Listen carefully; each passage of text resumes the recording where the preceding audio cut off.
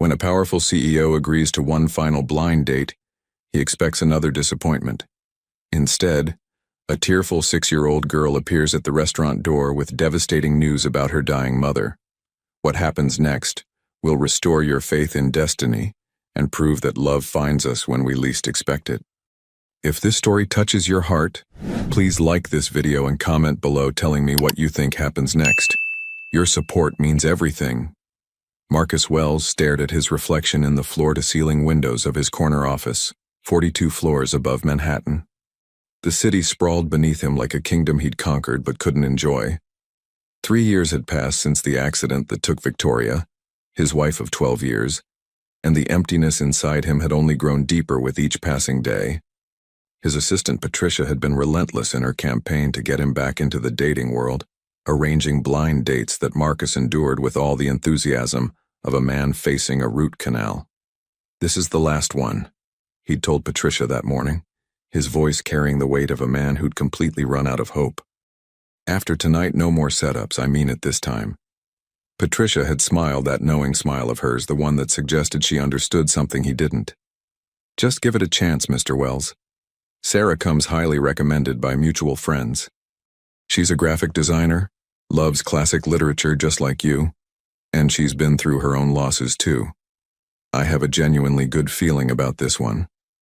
Marcus had nodded absently, already mentally preparing himself for another evening of forced conversation and polite lies about definitely calling again soon. At 7 p.m. sharp, he found himself at Bellissimo, an upscale Italian restaurant in Midtown Manhattan where he'd reserved the best corner table overlooking the glittering city lights. Sarah had declined his offer to pick her up in his car, preferring to meet there directly instead. He appreciated that decision at least. Much less awkward than an uncomfortable car ride if things didn't click between them. He sat alone at the pristine white-clothed table, watching couples around him laugh and touch hands tenderly across candlelit tables, while soft music played in the background. The expensive wine he'd ordered sat completely untouched in its crystal glass. 7:15 came and went slowly. Then 7:30 crawled by. Marcus felt the all-too-familiar disappointment settling heavily in his chest like a stone. Another no-show. Another complete waste of an evening. Another reminder that he was fundamentally broken inside. He was reaching for his phone to call for his driver when he heard the sudden commotion at the restaurant entrance. "Please, sir, you need to wait for your parents," the hostess was saying firmly, her voice strained with professional courtesy that was barely masking obvious alarm and concern. "I need to find someone, please, I have to." A small voice cried out desperately, high-pitched and absolutely terrified. Marcus turned in his chair, and his breath caught sharply in his throat. A little girl, no more than 6 or 7 years old, stood trembling in the elegant restaurant entrance. Her blonde hair was tangled and messy, her pink dress was dirty at the hem, and tears streamed continuously down her flushed cheeks. She clutched a worn teddy bear tightly in one small hand and a cell phone in the other trembling hand. Her bright blue eyes, impossibly wide with terror and desperate hope, scanned the crowded restaurant wildly, searching for something or someone. Then those eyes locked directly onto Marcus with laser focus. The child broke free from the startled hostess's gentle grip and ran straight toward him with single-minded determination, her small feet pounding frantically against the polished marble floor. Every single head in the restaurant turned to stare at the disruption. Marcus stood instinctively, his heart hammering hard as this tiny complete stranger threw herself directly at his table with abandon. "Are you Marcus? Please, please say you're Marcus," she sobbed desperately, her whole small body shaking violently. "My mommy said she was meeting Marcus Wells tonight at this restaurant. You have to be him. You absolutely have to." Marcus crouched down immediately to her eye level, his usual businessman's composure cracking completely at the raw fear plainly visible in this child's tear-stained face. "I'm Marcus Wells. What's wrong, sweetheart? Where's your mother right now?" The little girl's face crumpled entirely, and she grabbed his expensive jacket with both of her small, desperate hands. "My mommy is really sick. She won't wake up at all. I tried and tried so hard, but she won't open her eyes no matter what I do. She was getting ready to meet you for your date, and then she just fell down hard, and now she won't wake up at all." The words tumbled out in a frantic rush, punctuated by hiccuping sobs that shook her entire frame. She told me very clearly to come find you if something really bad happened to her. She gave me money for a taxi and made me solemnly promise. She said you'd definitely be at Bellissimo restaurant at exactly 7 o'clock. Please, you absolutely have to help her right now. She desperately needs a doctor, but she won't let me call 911 for help. She made me promise really hard not to call 911 ever. The child completely dissolved into heartbreaking tears, pressing her wet face against Marcus's chest and soaking his shirt. Every protective instinct Marcus possessed as a man, as a former devoted husband, as a decent human being, suddenly roared powerfully to life inside him. He lifted the trembling girl carefully into his strong arms, grabbed his coat from the chair and strode purposefully toward the exit with long strides. "What's your home address, sweetheart?" he asked calmly, his voice remarkably steady despite the pure adrenaline flooding rapidly through his entire system. The little girl recited a Brooklyn address between racking sobs, and Marcus was already pulling out his phone with his free hand, ordering his personal driver to meet him out front immediately without any delay. Within exactly 2 minutes, they were safely inside his sleek black Mercedes, speeding urgently through the heavy Friday night Manhattan traffic. Marcus held the traumatized child securely in his lap as she cried desperately into his shoulder, her small, fragile body racked continuously with overwhelming fear and exhaustion. "What's your name, sweetheart?" he asked as gently as possible, trying desperately to keep her focused and reasonably calm during the drive. "Melody," she whispered hoarsely through her tears. "Melody Patterson. My mommy's name is Sarah. Sarah Patterson. I'm going to be 7 years old in exactly 2 weeks from today. Sarah." His blind date for tonight. Marcus's sharp mind reeled with countless questions, but they could definitely wait for later. Right now, right this very moment, a woman was lying unconscious and possibly actively dying somewhere, and her terrified daughter, just barely shy of 7 years old, had somehow crossed half of New York City completely alone to find a total stranger who might possibly help them. The drive to Brooklyn felt absolutely endless and torturous. Melody clutched her worn teddy bear tightly and whispered brokenly between painful sobs. She looked so pretty tonight before it happened. She put on her special blue dress, the one she saves carefully for really special things. She was so nervous about meeting you for the first time. She kept nervously fixing her hair and asking me repeatedly if she looked okay. Then she just suddenly fell down hard in the bathroom. There was bright red blood coming from her nose, and she wouldn't open her eyes at all, no matter what. Marcus tightened his protective arms around the traumatized child, his jaw set with grim determination. How long ago did this terrible thing happen exactly? Maybe about an hour ago. She fell down at 6:30 exactly. She told me very clearly before tonight, if she ever got really, really sick like this, to come immediately find you. She had your picture from the internet and everything. She said you were definitely a good man who could help us when we needed it most. Melody looked up at him with eyes absolutely full of desperate hope and trust. "You are a good man, right? You'll really help my mommy?" "I promise you with everything I am," Marcus said intensely, and he meant it with absolutely every fiber of his being. Something profound about this entire situation, this brave child, this woman he'd never even met before tonight, gripped him powerfully in a way he absolutely couldn't explain rationally. It felt exactly like the universe had deliberately reached down and grabbed him firmly by the collar, saying clearly, "Pay very close attention. This matters more than anything." They pulled up quickly to a modest apartment building in a clearly working-class Brooklyn neighborhood. Melody led him urgently up 3 flights of narrow stairs to a small apartment. The door was unlocked. Marcus's heart pounded violently as they entered together. The apartment was undeniably tiny but surprisingly clean, decorated with obvious loving care despite extremely limited financial means. Colorful children's drawings covered the refrigerator completely. A small, overcrowded bookshelf overflowed with worn paperbacks. "Mommy!" Melody cried desperately, running frantically toward a darkened hallway.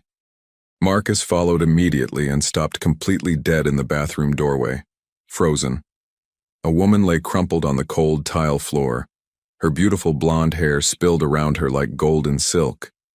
Even unconscious and deathly pale, She was absolutely breathtaking. She wore a simple blue dress that brought out her eyes perfectly, now closed.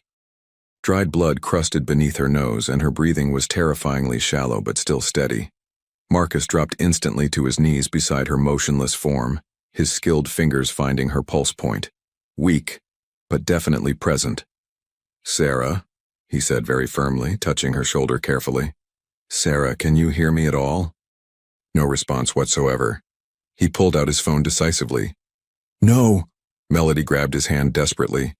"She made me promise really hard. No 911 ever. She said we absolutely can't afford it at all, and they'll take me away from her if they know she's sick again." Marcus looked at the absolutely terrified child, then back at the unconscious woman, and made a crucial decision instantly. "I'm calling my personal physician right now. He makes private house calls and he's completely discreet. But your mother desperately needs professional help right this moment, Melody. Do you trust me enough?" Melody nodded frantically, tears streaming down her face continuously. Marcus made the call immediately. Dr. Raymond Chen answered on the second ring. "Marcus, it's Friday night. This better be genuinely important." "Raymond, I need you in Brooklyn immediately without any delay. I'm sending you an address right now." A woman, mid-30s, completely unconscious, nosebleed, dangerously shallow breathing. It looks like she collapsed about 90 minutes ago. Marcus rattled off the symptoms professionally while gently moving Sarah carefully into recovery position. "I'll be there in 20 minutes maximum. Don't move her more than absolutely necessary." As they waited anxiously, Marcus explored the apartment carefully with Melody clinging desperately to his hand. The signs were everywhere once he knew to look. Prescription bottles lined the bathroom cabinet, multiple medications with names Marcus didn't recognize. A medical alert bracelet lay on the bedside table next to a framed photo of Sarah and Melody at the beach, both laughing joyfully into the camera. Medical bills, partially hidden in a drawer, showed staggering amounts with "past due" stamped in red. In the kitchen, the refrigerator held mostly basics and child-friendly foods, carefully budgeted. But what caught Marcus's attention was a note on the counter in feminine handwriting. Mel's emergency instructions, with his name, the restaurant name, and detailed directions. Below it, "If I don't wake up, Mr. Wells is a good man. He'll help you. I know he will." Marcus stared at those words, written by a woman who'd never met him, who'd placed her daughter's safety in the hands of a blind date who might never have shown up. The trust, the desperation, the sheer courage it must have taken to write those words made his throat tight. "Why did your mother think I would help?" Marcus asked Melody gently. The little girl looked up at him with those impossibly blue eyes. "She read about you in a magazine, about how you lost your wife and how you give money to hospitals and sick kids. She said anyone who helps sick children when his heart is broken must be a really good person deep down.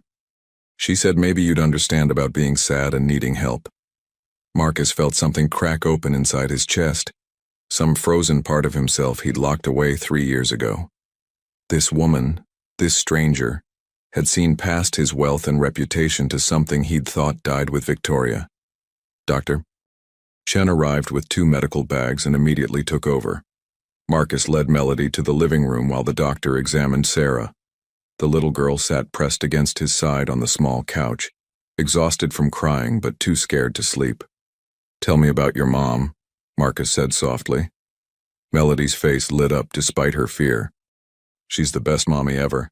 She works really hard at a design company making pictures for websites. She lets me help sometimes, picking colors. She reads me stories every night even when she's too tired. She makes funny voices for all the characters." The child's voice wobbled. "But she gets sick a lot. The doctor said her heart doesn't work right.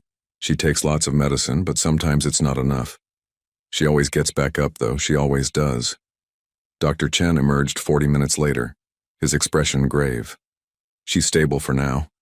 I've started an IV for dehydration and given her medication to stabilize her heart rhythm. But Marcus, this woman has severe cardiomyopathy. Her heart is functioning at maybe 40% capacity. She needs to be in a hospital immediately." "She can't afford it," Marcus said quietly, "and she's terrified they'll take her daughter." "That child's mother is dying, Marcus. Without proper treatment, she won't make it 6 months. She needs a transplant." Marcus looked at Melody sleeping against his shoulder. He thought of Victoria, of the emptiness consuming him for 3 years, of the note written by a woman who'd trusted a stranger. Something shifted in the universe at that moment. "What does she need?" he asked. "Full cardiac care, surgery, hundreds of thousands of dollars." "Make it happen," Marcus said.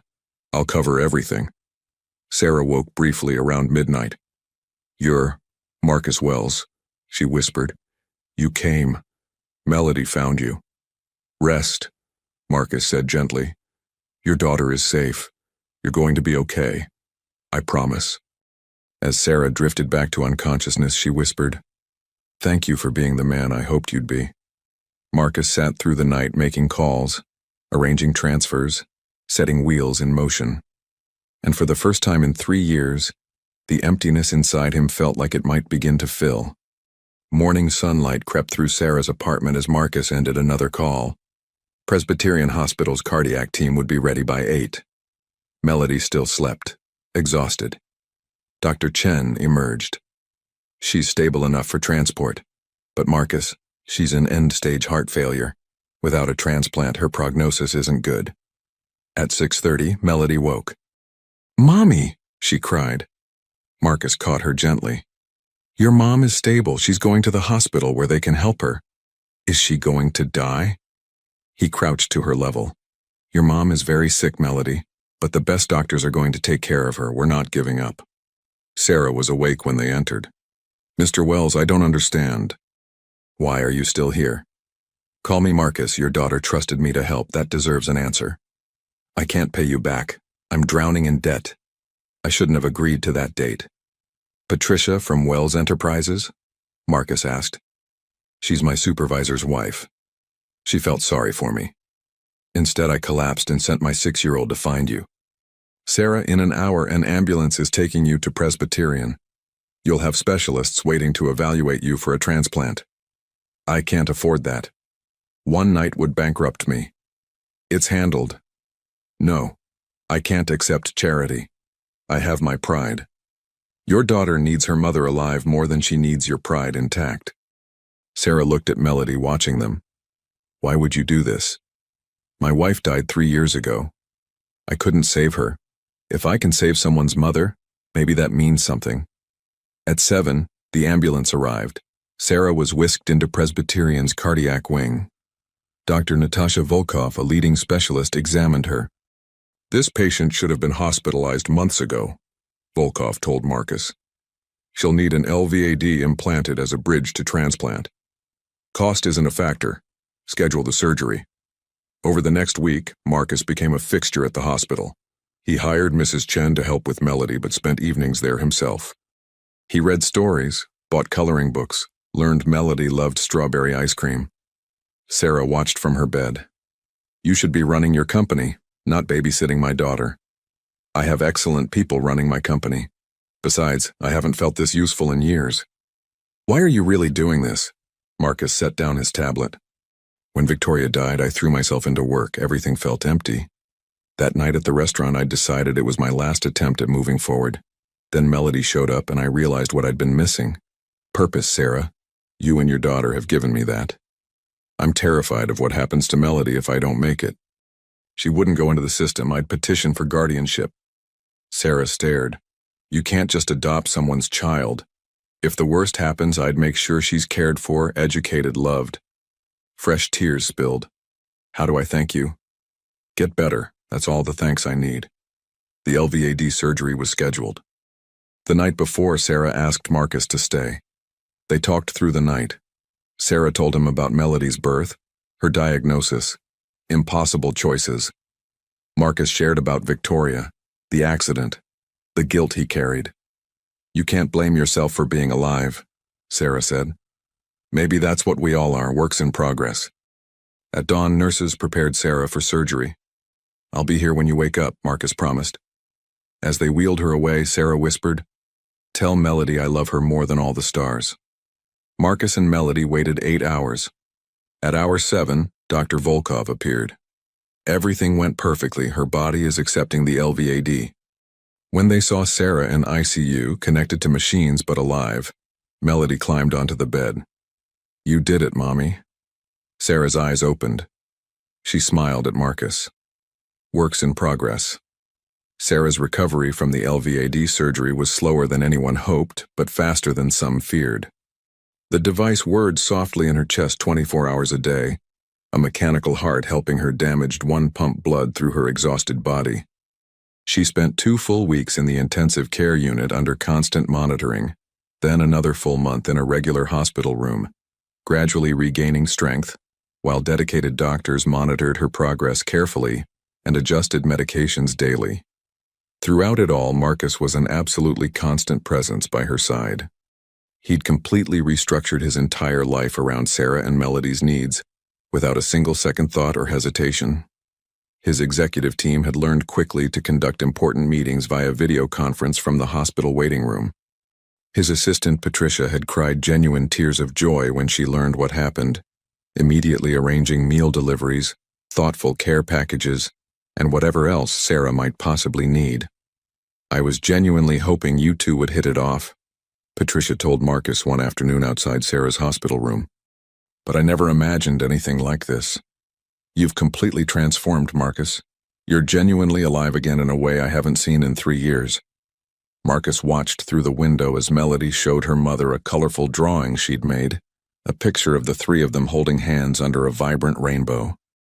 "I didn't know how dead I'd become until I had a reason to live again," he admitted quietly. "They saved me as much as I'm helping them survive." By week 6, Sarah was strong enough for short walks down the hospital corridor with assistance. Marcus would push her wheelchair carefully while Melody skipped ahead excitedly, the LVAD's battery pack secured safely in a bag at Sarah's side. They became a familiar sight on the cardiac floor. The wealthy CEO, the sick young mother, and the bright-eyed little girl who'd brought them together against all odds. "I need to talk seriously about what happens next," Sarah said one evening after Melody had gone home with Mrs. Chen for the night. She sat in the chair by her window, looking healthier than she had in months, despite all the medical equipment. "I can't stay in the hospital forever, and I absolutely can't go back to my apartment. 3 flights of stairs with this device, completely impossible. Plus I can't work for months, maybe longer. I have no income, mounting bills, nowhere to go." Her voice cracked with emotion. "I feel so utterly helpless." Marcus had been expecting this difficult conversation and had already made detailed arrangements. "I have a solution, but I need you to hear me out completely before you say no." Sarah eyed him warily. "Why do I feel like I'm about to argue with you?" "Because you're stubborn and independent and you hate accepting help," Marcus said with a slight smile. "But you're also practical and you love your daughter more than your pride. So hear me out completely." He pulled up a photo on his tablet. "This is my home in Connecticut. It's about an hour from the city. 8 bedrooms, full medical suite that I had installed when Victoria was sick, private grounds, live-in staff including a nurse. There's a wing on the east side that's completely self-contained. Bedroom, bathroom, sitting room, kitchenette. It's been empty since Victoria's mother passed away 2 years ago." Sarah stared at the photo of the sprawling estate. "Marcus, I can't move into your mansion like some charity case." "Let me finish," Marcus interrupted gently. "You need round-the-clock medical monitoring. You need a safe, accessible space for recovery. You need someone to help with Melody while you heal. I have all of that sitting empty. And before you say it's too much, think about what's best for your daughter. Would she rather see you stressed and struggling in some inadequate apartment, or happy and healing in a safe place? That's not fair, using Melody. It's completely fair. She's the most important factor in this equation." Marcus leaned forward. "Sarah, I'm not asking you to accept charity. I'm offering you a place to recover where you can focus entirely on getting strong enough for a transplant. Melody can have stability, good schools, space to be a kid instead of a caretaker. And honestly, I could use the company. That house has been a mausoleum for 3 years. Maybe it's time it felt like a home again." Sarah wiped at her eyes. "I don't understand you, Marcus Wells. What do you get out of this, really?" Marcus was quiet for a long moment, gathering his thoughts. "When Victoria died, I thought my capacity for caring about people died with her. I went through the motions, Work, charity, obligatory social events, but I felt nothing. Empty. Then Melody crashed into my life, terrified and desperate, and something woke up inside me. Purpose, connection, the desire to protect and help and be present. He met Sarah's eyes. You and your daughter have given me something I thought I'd never have again. A reason to come home at night that isn't just habit. That's worth more than any amount of money. We've known each other 2.5 months, Sarah whispered. This is insane. Completely insane, Marcus agreed. And yet, here we are. Sarah looked at the photo of the estate again, then at the stark hospital room that had been her world for over a month. If I do this, and I'm not saying yes yet, there would need to be boundaries, clear expectations. I won't have Melody getting attached to a situation that might disappear. Agreed. We'll draw up a formal arrangement. You're not guests, you're residents with rights and privacy. If at any point you want to leave, you can. No questions, no guilt. Marcus paused. But I hope you'll give it a real chance, Sarah. For Melody's sake, yes, but also for yours. You've been fighting alone for so long. Let someone stand beside you for a while. 3 days later, Marcus's private car pulled up to his Connecticut estate with Sarah and Melody inside. Sarah had insisted on seeing the space before agreeing, half expecting it to feel like a prison despite Marcus's assurances. Instead, as they drove through the tree-lined driveway and the house came into view, she felt something unexpected. Peace. The estate was beautiful, but not ostentatious. Classic New England architecture surrounded by mature gardens and rolling lawns. Inside, the house was elegantly furnished but comfortable, lived in despite Marcus's claims of it feeling empty. Staff appeared to help with bags, but didn't hover. The head housekeeper, Anna, was a warm woman in her 50s who immediately offered cookies and a tour. The East Wing suite was perfect, spacious but cozy with large windows overlooking the gardens. The medical equipment was discreetly tucked into a corner but readily accessible. A connecting door led to a smaller bedroom that had been prepared for Melody, decorated in soft purples and filled with books, toys, and art supplies. Melody's squeal of delight echoed through the house. "Mommy, look! There's a window seat and a reading nook, and look at all the stuffed animals." She ran from corner to corner, her joy infectious. Sarah sank onto the bed, overwhelmed. "Marcus, this is too much." "It's exactly enough," he corrected, sitting beside her. "The medical nurse, Helen, will be here twice daily to check your vitals and manage the LVAD.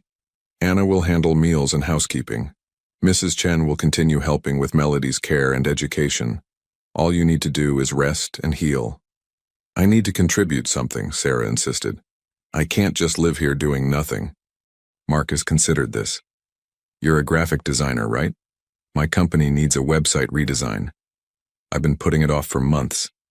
If you feel up to it, once you're stronger, you could consult on that. Paid work, professional contract. Would that help?" Sarah nodded, relief evident. "Yes, that would help a lot." Over the following weeks, they settled into an unexpected routine. Marcus would leave for the office each morning but return by dinner, which they shared as a makeshift family. Melody blossomed in the stable environment, her anxiety fading as she saw her mother growing stronger. She started at the local private school, where she quickly made friends and shocked her teachers with her artistic talent. Sarah began working a few hours daily on the website redesign, energized by having professional purpose again. Marcus would often find her in the sunroom, laptop balanced on her knees, sketching design concepts. They'd talk about the project, about Melody's day, about everything and nothing.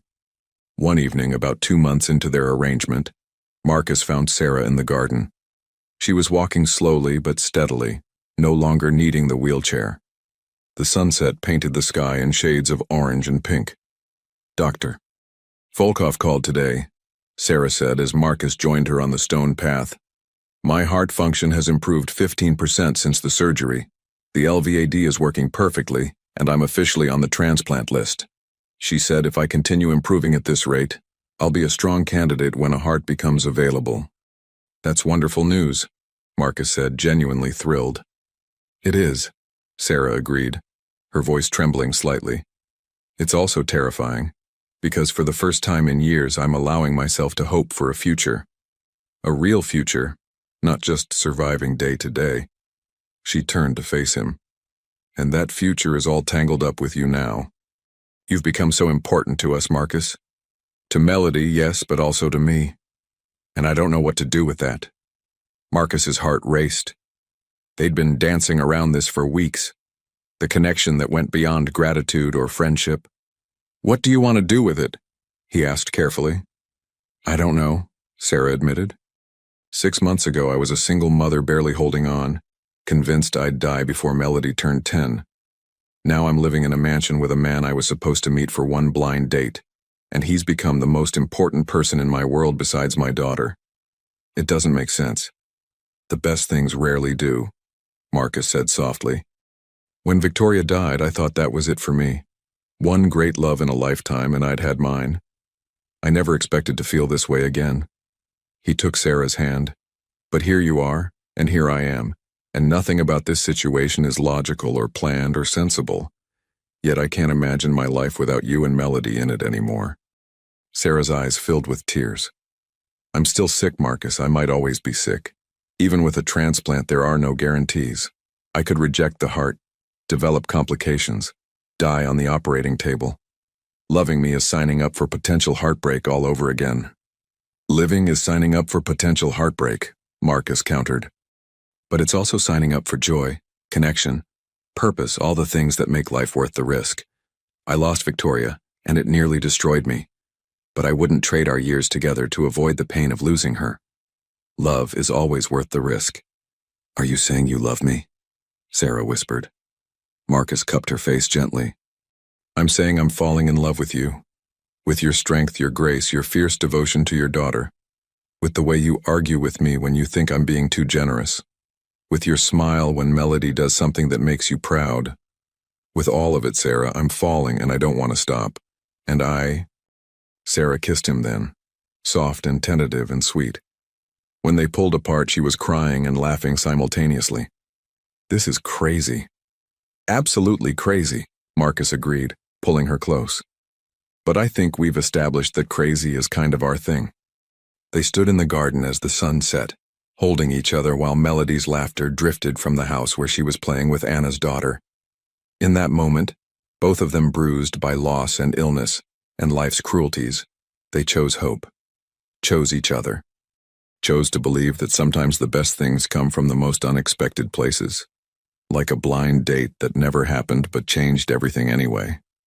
Inside the house, Melody stood at her window, watching her mother and Marcus embrace. A smile bloomed across her face. She'd been so scared that night she'd run to the restaurant, so certain she'd lose her mother. Instead, she'd found something she'd never had before. A family. She pulled out her drawing pad and began sketching a new picture. This one showed 3 people. A tall man, a beautiful woman, and a little girl, standing in front of a big house with a rainbow arching overhead. At the bottom, in her careful, nearly 7-year-old handwriting, she wrote, My family. Tomorrow she'd give it to Marcus and her mom. But tonight she just colored and hummed happily, secure in the knowledge that sometimes, when you're brave enough to ask for help, miracles happen. And they were living in one. The future was uncertain. Sarah's health remained fragile. The transplant list had no guarantees. Life could change in an instant, as Marcus knew too well. But they had now this moment, this unexpected beautiful now. And for a man who'd spent 3 years mourning the past and a woman who'd spent years just trying to survive to see tomorrow, now was everything. 3 months after Sarah and Melody moved into the Connecticut estate, the house had transformed completely into something Marcus hadn't experienced in years. A genuine home filled with vibrant life and constant laughter. Melody's colorful artwork covered the expensive stainless steel refrigerator in the main kitchen, despite Anna's gentle protests that it clashed terribly with the high-end designer appliances. Sarah's design materials and sketches had gradually migrated from her private suite to the beautiful sunroom, where the natural light was absolutely best for her creative work. Marcus found himself leaving the Manhattan office earlier each day, genuinely eager to return home to the warmth and laughter waiting for him. The website redesign project had evolved naturally into a full professional consulting contract. Sarah's creative work was genuinely exceptional, and Marcus's marketing team had been absolutely thrilled with her fresh, innovative perspective on the company's digital presence. She worked carefully limited hours, being cautious not to overexert herself physically, but the creative outlet seemed to fuel her recovery almost as much as the excellent medical care did. Dr. Volkov's monthly medical checkups had been increasingly positive with each visit. Sarah's heart function continued to improve steadily with the LVAD's mechanical support, and she'd moved up significantly on the transplant waiting list. Her overall health was genuinely the best it had been in 3 long years, a wonderful fact that brought grateful tears to her eyes during each appointment. "I honestly can't believe this is my actual life now," Sarah told Marcus one peaceful Saturday morning, as they watched Melody playing energetically in the garden with 2 school friends she'd invited over for the afternoon. "Just 6 months ago, I was genuinely terrified every single morning that I wouldn't wake up at all. Now I'm actively planning Melody's upcoming birthday party and thinking seriously about next year's school enrollment." Marcus wrapped a protective arm around her shoulders warmly. "You've worked incredibly hard to get here, Sarah. You genuinely deserve every single bit of this happiness. We both know perfectly well I'd be dead without your help and generosity." Sarah's voice was quiet but absolutely firm with conviction. "The medical bills alone would have completely bankrupted me within weeks. I'd have been forced to choose between life-saving medication and feeding Melody properly. Instead, I'm standing here healthy enough to walk 3 full miles yesterday without getting winded at all." "You'd have found another way somehow," Marcus insisted loyally. "You're far too stubborn to give up easily." "Stubbornness doesn't pay for extremely expensive LVAD surgery," Sarah countered practically. She turned to face him directly, her expression becoming serious. "Marcus, we genuinely need to talk about what happens when I eventually get the transplant. After the surgery, after the recovery period, when I'm truly healthy again. What happens to us then?" Marcus felt his stomach tighten with anxiety. This was the conversation he'd been both anticipating and dreading. "What do you want to happen?" "That's not really an answer," Sarah said gently. "You've built your entire life around taking care of us. When I don't need taking care of anymore, does this all end? Do we go back to our separate lives? Is that what you want?" Marcus asked, unable to keep the fear from his voice. "No," Sarah said immediately. "God, no. But I need to know this isn't just about you saving someone. I need to know that when I'm well, when I'm not this fragile thing that needs protecting, you'll still want me around." Marcus pulled her close, his heart aching.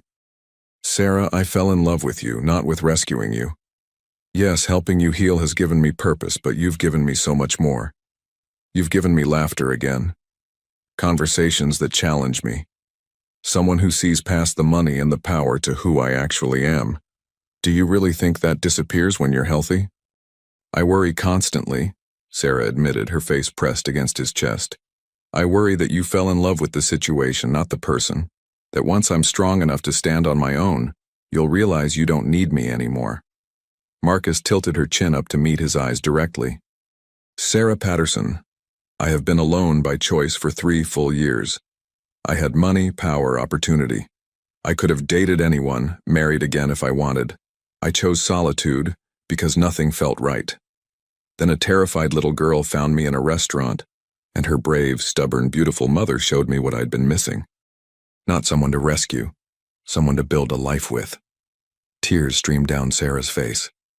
"I love you so much it terrifies me, because I've never had something this good, and I keep waiting for it to be taken away." "I know that feeling," Marcus said softly, thinking of Victoria. "But we can't live in fear of loss. We have to trust that what we're building is strong enough to weather whatever comes." Their moment was interrupted by Melody running up breathlessly, excited. "Marcus, Mommy, can we have my birthday party here? With a bouncy castle and face painting and everything, please?" Marcus laughed, lifting the little girl into his arms.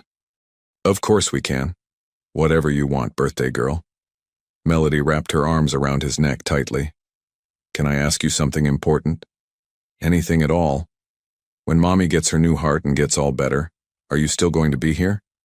Katie at school said her mom's boyfriend left when her mom didn't need help anymore. You're not going to leave, are you?" The question hit Marcus like a punch to the gut. He exchanged a look with Sarah over Melody's head, seeing his own emotions reflected in her eyes. "Melody, look at me," he said gently, setting her down so they were eye level. "I'm not your mommy's boyfriend because she needed help. I'm here because I love her. And I love you. That doesn't change whether your mom is sick or healthy, understand?" "You love us?" Melody's eyes went wide. "Like, really love us? Forever love us?" "Forever love you," Marcus confirmed, his voice thick with emotion. "You're my family now. Both of you. And family doesn't leave." Melody threw herself at him, nearly knocking him over. "I love you too, Marcus, so much."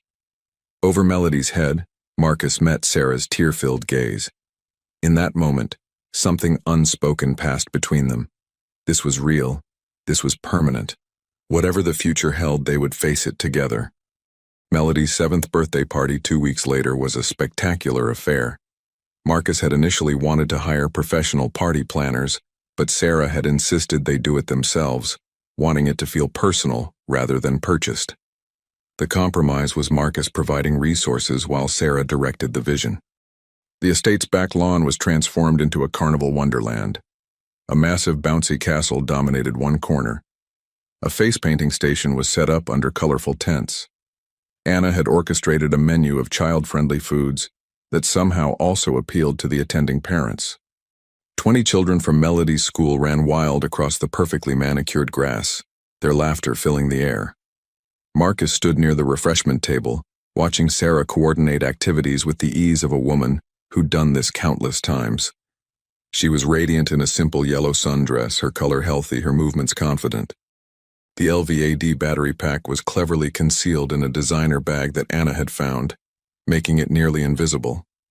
"You've done an amazing thing here, Marcus," Patricia said, appearing at his elbow with a glass of lemonade.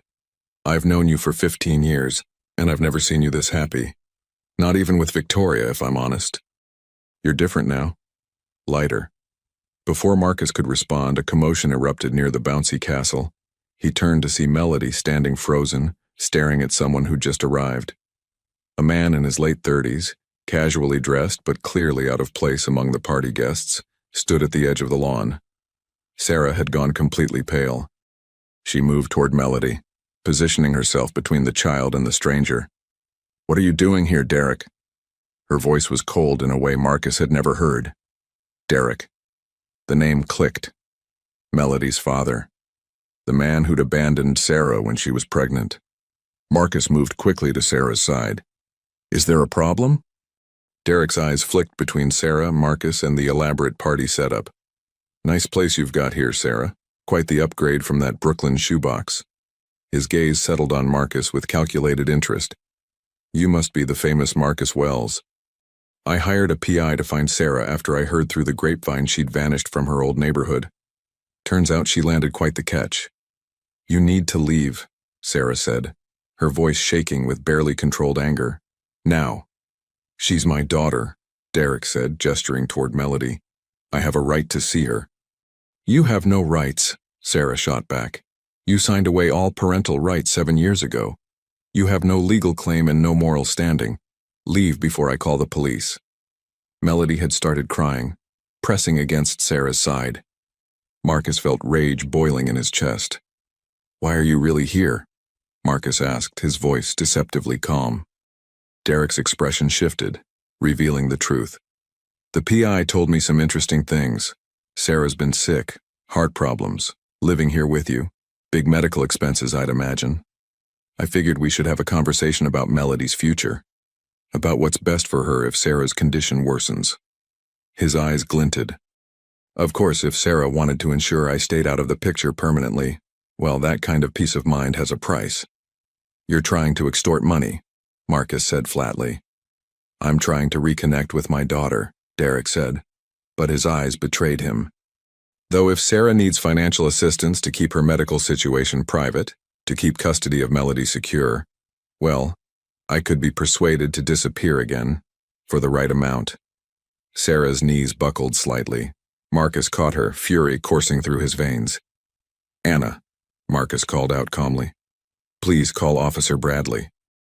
Tell him we have a trespasser making threats on private property. Derek's confidence wavered. You can't just...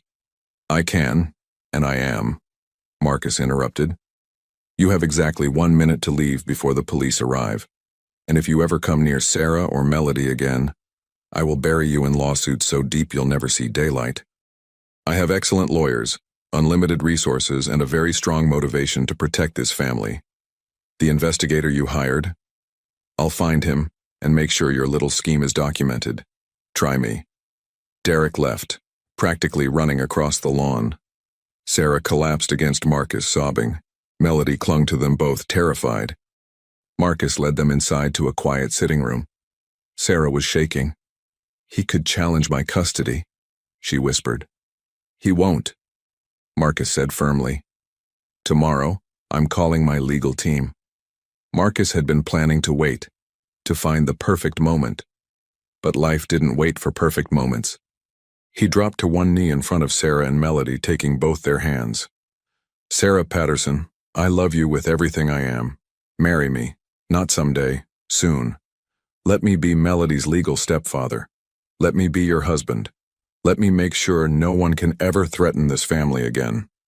Sarah stared at him, tears streaming. Marcus, you can't propose because you're afraid. I'm proposing because I want to spend my life with you, Marcus interrupted. Derek showing up just made me realize I'm done waiting. I want you to be my wife. I want to adopt Melody legally. I want us to be a family in every sense. Melody looked between them. Are you asking Mommy to marry you? Does that mean you'd be my dad? If you'd want that, Marcus said softly. I would love to be your dad in all the ways that matter. To be there for school plays and soccer games and skinned knees. To read you bedtime stories. To be someone you can count on. Always. Melody threw her arms around his neck. Yes, yes, I want that. I want you to be my dad forever. Marcus looked at Sarah. What do you say? Will you marry me? Sarah laughed through her tears. This is insane. We've known each other 5 months. I'm waiting for a heart transplant. Your proposal happened because my horrible ex showed up.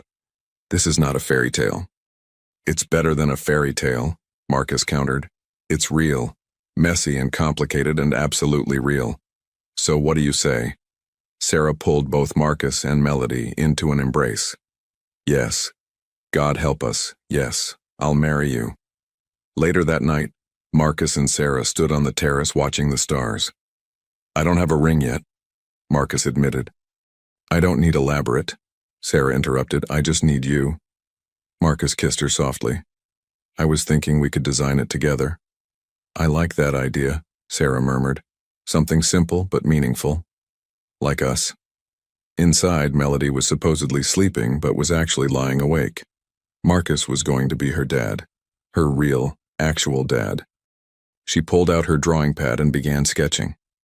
This one showed a wedding with 3 people, a bride, a groom, and a little flower girl all holding hands.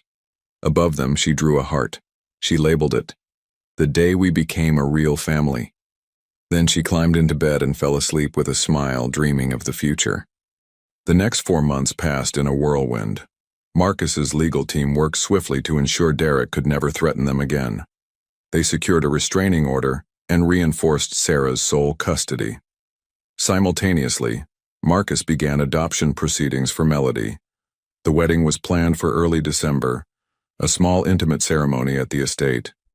They designed her engagement ring together, a delicate platinum band with a sapphire surrounded by diamonds.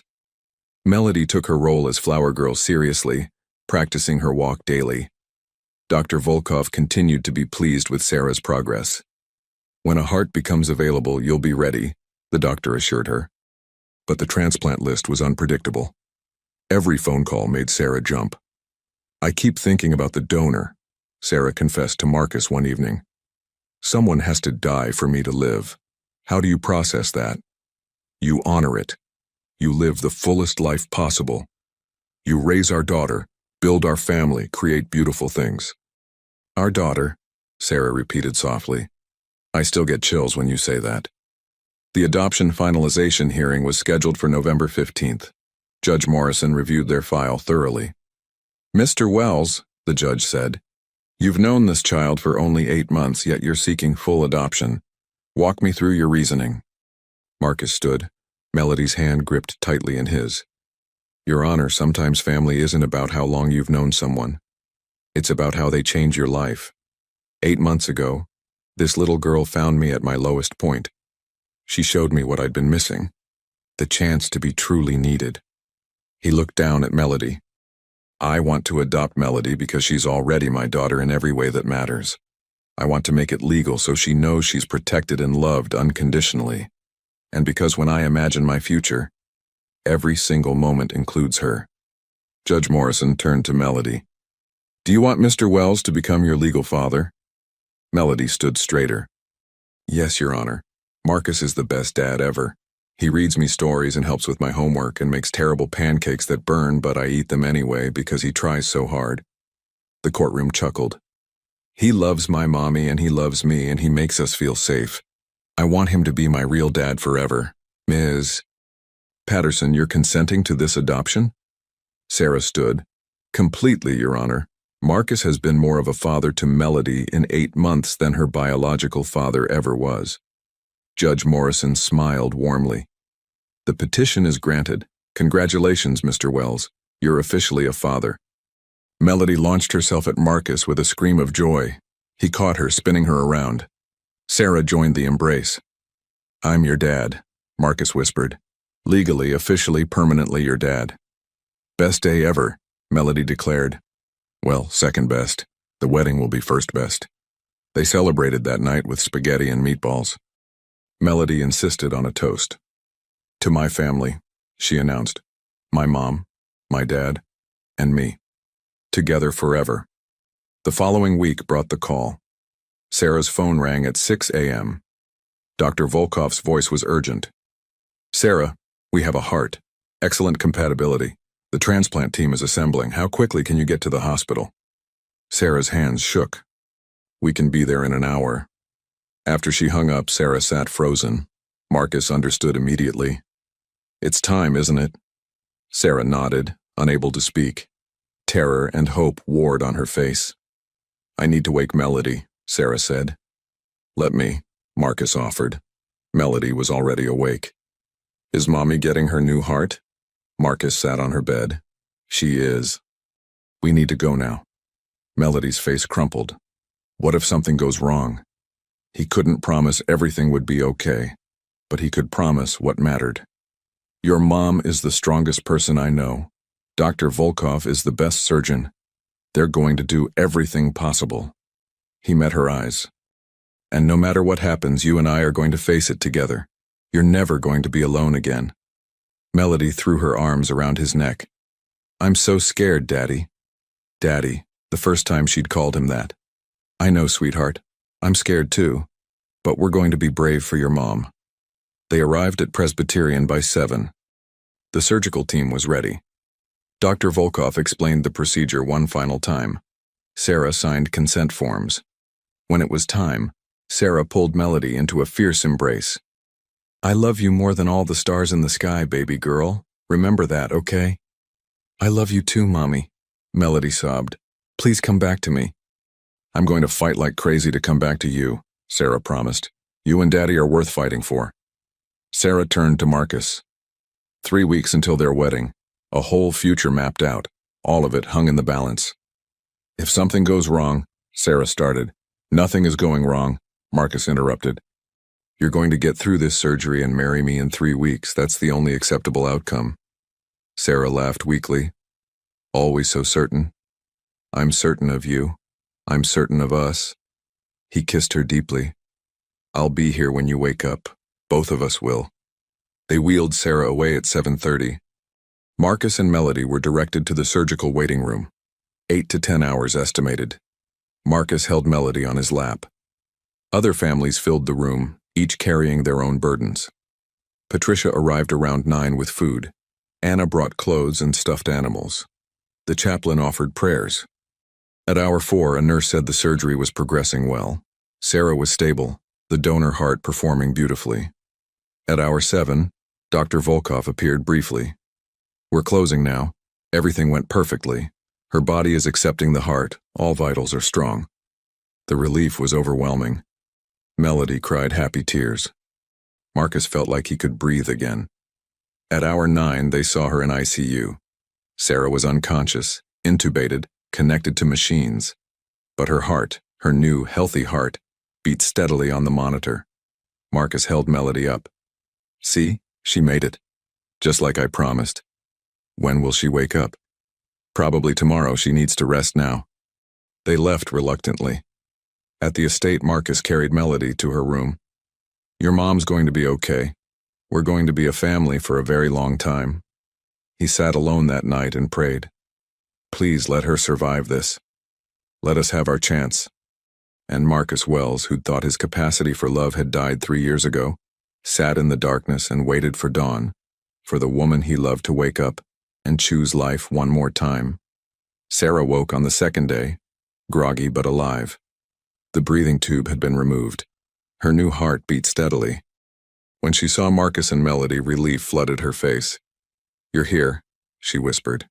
"Where else would we be?" Marcus asked. Melody climbed carefully onto the bed. "You did it, Mommy. You got your new heart." "I am," Sarah agreed, tears streaming. "I'm going to be all better." She looked at Marcus. "I can feel it. It's different, stronger." Dr. Volkov confirmed during examination. "Your new heart is functioning beautifully.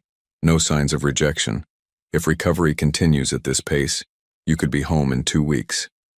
2 weeks, Sarah repeated. "That's December 7th. The wedding is December 20th. "We can postpone," Marcus said. "No," Sarah interrupted firmly. "No postponing. I've waited my entire life for this. We're getting married on December 20th as planned." "You'll barely be recovered." Sarah gripped his hand. "Marcus Wells, I just survived having my heart replaced. I think I can handle saying I do." Dr. Volkov smiled. "If her recovery continues, there's no medical reason to postpone." The next 2 weeks were recovery milestones. Sarah progressed faster than expected. By day 5, she was walking corridors. By day 8, she was laughing about wedding plans. "We're not going to Bora Bora immediately after surgery," Sarah insisted. "Then where?" "The cottage in Maine. Quiet, peaceful, close to hospitals. We can do exotic destinations later." Sarah was discharged December 8th. Coming home felt surreal. She walked through the door with a strong, healthy heart and no battery pack. Melody showed her the wedding preparations. The lawn had been transformed into a winter wonderland with white fabric, lights, and a wooden arbor covered in roses. "It's perfect," Sarah breathed. The wedding party was small. Patricia was maid of honor. Marcus's college friend James was best man, but Melody was the most important participant. December 20th dawned cold and clear with fresh snow. Sarah woke surrounded by Patricia and Anna helping her dress. The gown was simple, cream silk with long sleeves to cover the surgical scar. "You're radiant," Patricia said. "I'm happy," Sarah replied. "I have my health, my daughter, and I'm marrying the most amazing man." Marcus was having a similar conversation with James. "You're sure about this?" "Less than a year. Those people haven't met Sarah," Marcus replied. "I wasted 3 years being alone. I'm not wasting another day." The ceremony was at 4 p.m. 75 guests assembled. Melody walked down the aisle first, scattering rose petals. She looked adorable in her purple dress. Then Sarah appeared. Marcus's breath caught. She was beautiful, glowing with health and happiness. She walked unescorted, symbolic of her independence. Each step was steady, her eyes locked on Marcus. When she reached the arbor, Marcus took her hands. "You're breathtaking," he whispered. "You're not so bad yourself," Sarah whispered back. The officiant began. "We gather to witness the union of two people who found love in unexpected circumstances. Their relationship began with desperation and courage. It has been forged through crisis, strengthened by adversity. Do you, Marcus Alexander Wells, take Sarah Elizabeth Patterson to be your wife? To love her in sickness and in health, for richer or poorer, as long as you both shall live?" "I do," Marcus said. "Absolutely I do." And do you, Sarah Elizabeth Patterson, take Marcus Alexander Wells to be your husband? I do. With all my heart. My new heart, I do. They'd written their own vows. Marcus went first. Sarah, 8 months ago I was going through the motions without being alive. Then your daughter crashed into my life and something woke inside me. Purpose. Hope. You showed me what I'd been missing. The chance to matter fundamentally. You've given me a daughter I adore, a future I can't wait to live, and a reason to believe in second chances. I promise to be the husband and father you both deserve, to stand beside you in every challenge.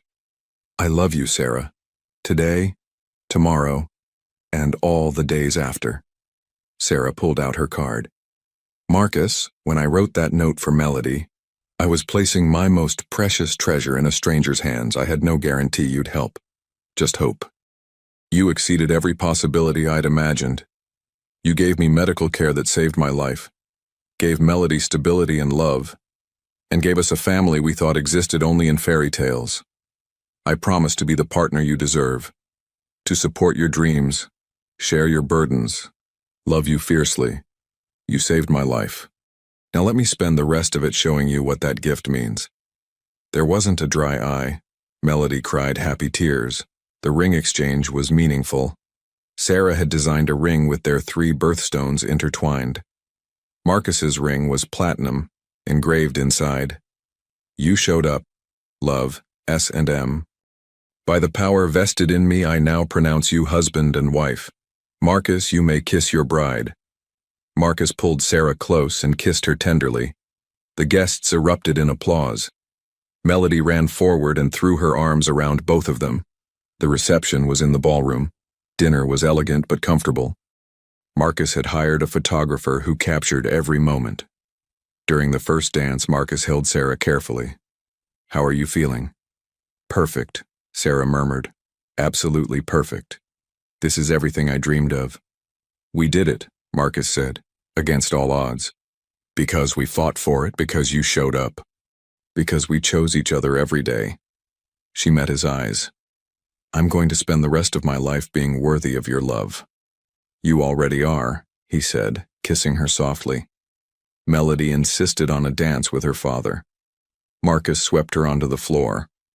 This is the best day of my whole life, she declared. Mine too, Marcus agreed.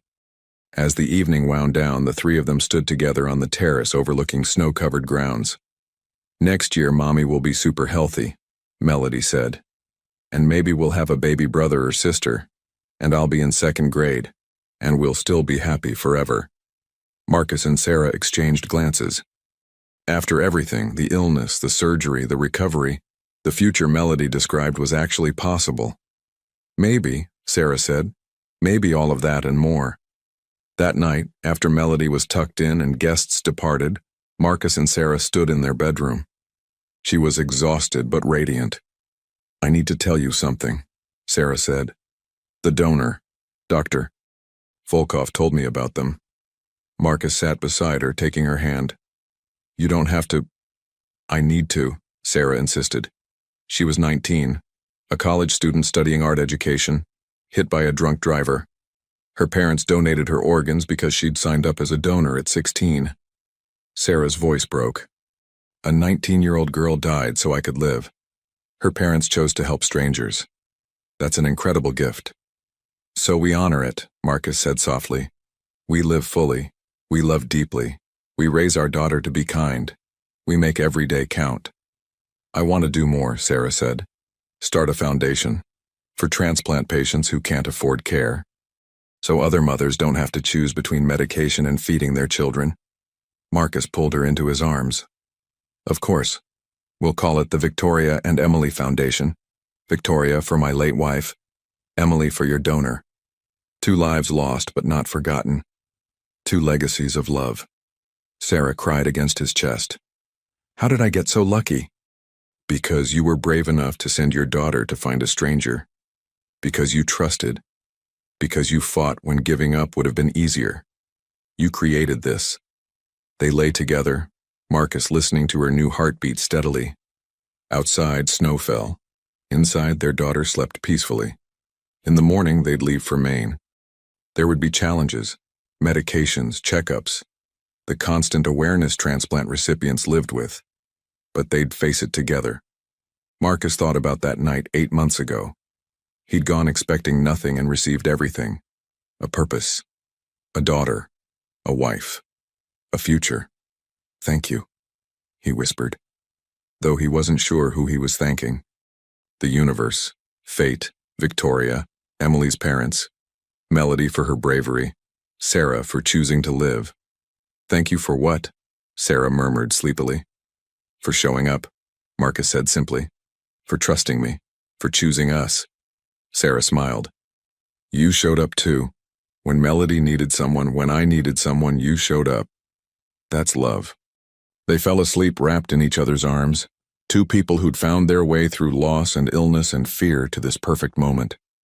And somewhere in the night sky, perhaps Victoria and Emily looked down on the family forged from tragedy and grace, and smiled at human resilience and the transformative power of showing up when someone needs you most. The next morning, Melody burst in at 7. "Good morning, Mom and Dad. Time to start our forever family adventure." Marcus laughed, pulling his daughter close while Sarah smiled with pure joy. "Forever family adventure it is," he agreed. And as they began packing for Maine, all three understood this was just the beginning. There would be challenges and setbacks, triumphs and celebrations, but they would face it all together. A man who'd learned to love again, a woman given a second chance at life, and a brave little girl who'd trusted a stranger in a restaurant and changed 3 lives forever. Their story had started with desperation and fear. It was continuing with hope and love and the unshakable certainty that family isn't just who you're born to. It's who shows up when you need them most and chooses to stay through everything that follows. And they were staying. All of them. Forever.